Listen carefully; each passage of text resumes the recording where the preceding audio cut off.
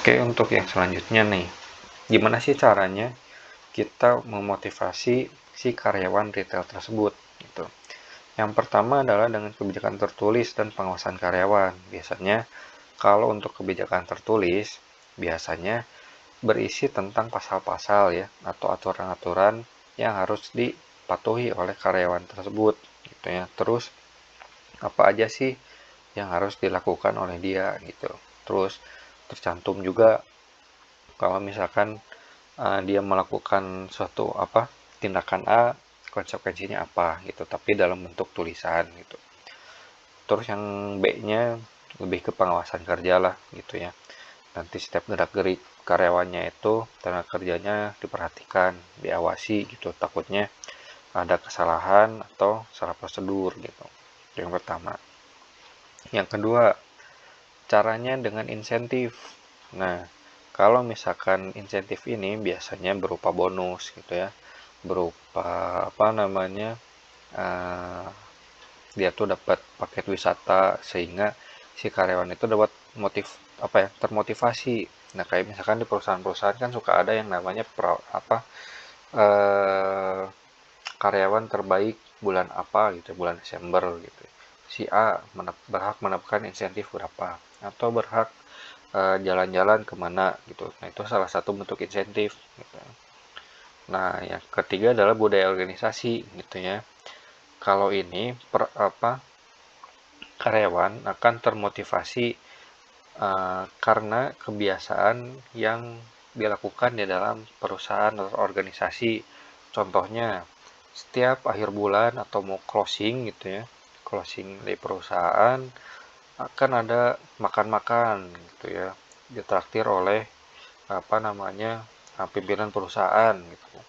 Terus nanti misalkan eh, karena budayanya saling support gitu satu sama lain, nah antara satu karyawan dengan karyawan yang lain itu nanti kan saling membantu, saling ngasih motivasi gitu. Nah, kalau ini lebih ke budaya yang berlaku lah, kebiasaan yang berlaku di dalam perusahaan sehingga meningkatkan motivasi karyawan gitu. Itu beberapa cara ya yang bisa dilakukan untuk memotivasi karyawan. Nah, gimana sih caranya untuk membangun komitmen karyawan gitu ya?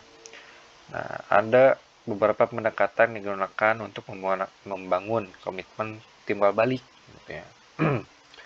Yang pertama, melakukan pengembangan keterampilan karyawan melalui seleksi dan pelatihan. Biasanya nanti suka ada namanya di tiap akhir tahun atau tiap mau beres kontrak gitu ya. Ada proses seleksi kinerja misalkan ya. Untuk orang yang kinerjanya bagus, dia misalkan bisa lanjut ke tahap kontrak selanjutnya.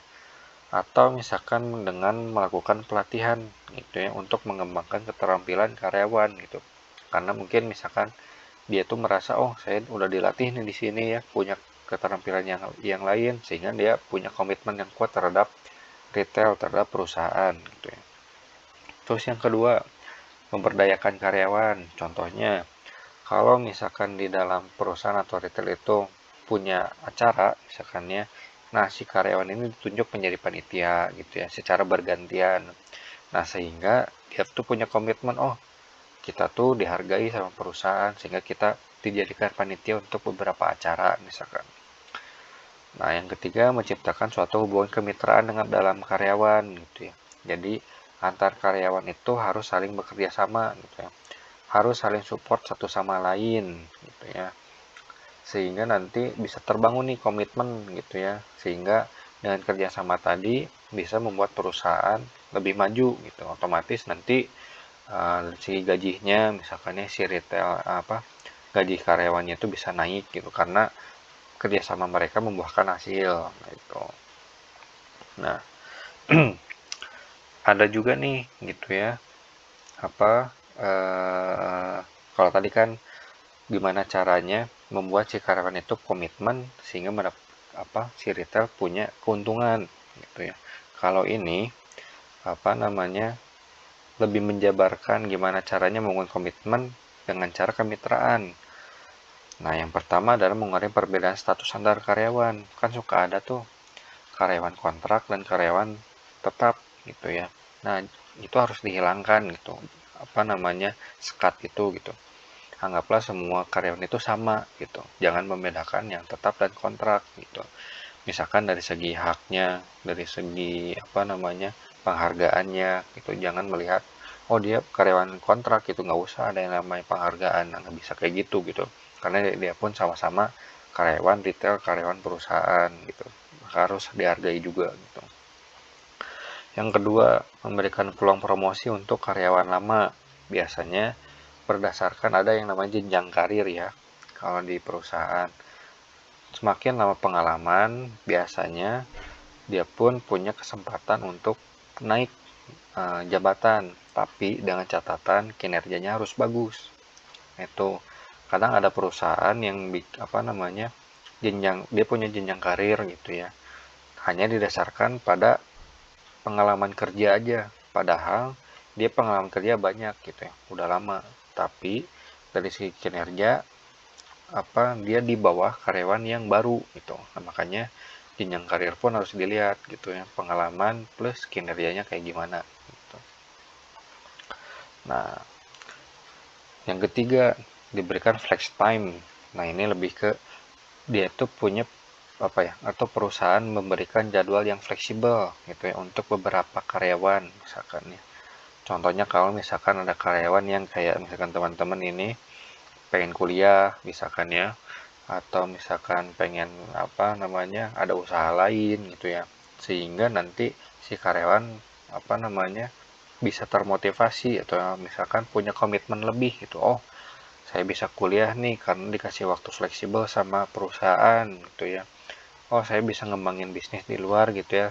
Jadi kita nggak terpaku terhadap pekerjaan gitu. Nah, itu salah satu cara juga yang bisa digunakan untuk menjaga komitmen dari segi hubungan kemitraan. Nah, masuk ke mengembangkan kebijakan SDM gitu ya. Jadi persepsi yang wajar dari karyawan dia berdasarkan pada dua faktor persepsi. Yang pertama, nah, keadilan distribusi. Kalau ini biasanya karyawan akan melihat gitu ya, apakah di perusahaan ini gitu ya terjadi keadilan yang dia rasakan gitu ya.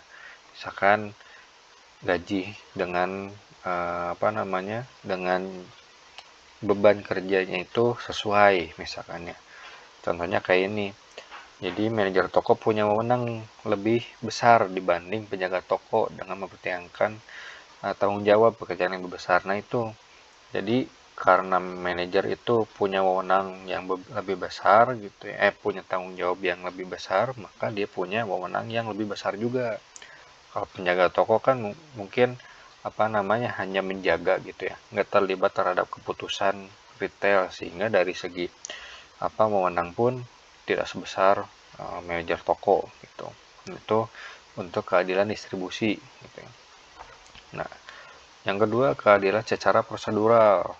Nah, yang prosedural ini didasarkan proses yang fair untuk menentukan hasil gitu. Nah, ini lebih ke biasanya dalam penerapan sanksi gitu. Nah, kalau misalkan ada atasan itu membuat kesalahan dalam perusahaan, otomatis apa sanksi yang diterimanya pun harus sama kalau dengan karyawan atau staf yang ada di bawahnya kalau melakukan kesalahan yang sama.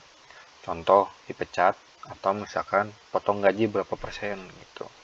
Nah, itu apa namanya diterapkan sanksi yang sama lah gitu ya antara semua level posisi pekerjaan gitu, sehingga nanti karyawan punya motivasi lebih gitu, punya komitmen lebih dari segi keadilan secara prosedural. Nah, sampai sini untuk materi pertemuan yang keempat. Nah, nanti teman-teman bisa ditanyakan kalau misalkan ada yang kurang paham di grup. Assalamualaikum warahmatullahi wabarakatuh.